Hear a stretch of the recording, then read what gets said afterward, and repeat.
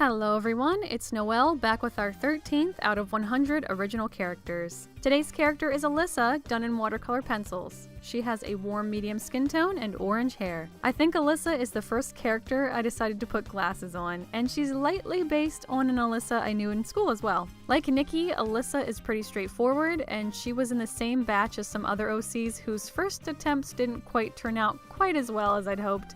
So I did some pretty safe shading here. My personal story comes to you as I'm hot off of watching Mary and the Witch's Flower, which isn't a Studio Ghibli film, but the studio that created it was actually started from a producer who did work for them. But we're not talking about rival animation companies or what have you. We're going to talk about my first ever Studio Ghibli film, Kiki's Delivery Service. I was fairly young when I saw Kiki.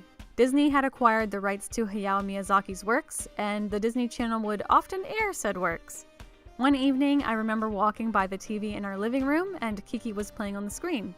I was instantly enamored with the simple yet colorful animation style of Studio Ghibli, and found myself completely awestruck. After I was done watching the movie, however, I actually forgot about it.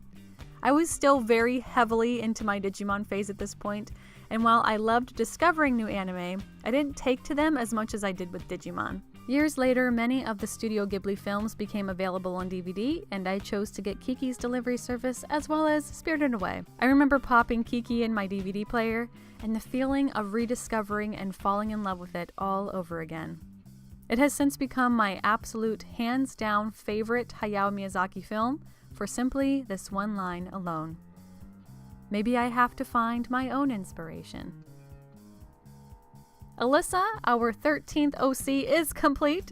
Thank you so much for watching. If you liked this video, please give it a thumbs up. And if you want to see more art-related content, I would totally appreciate if you would subscribe.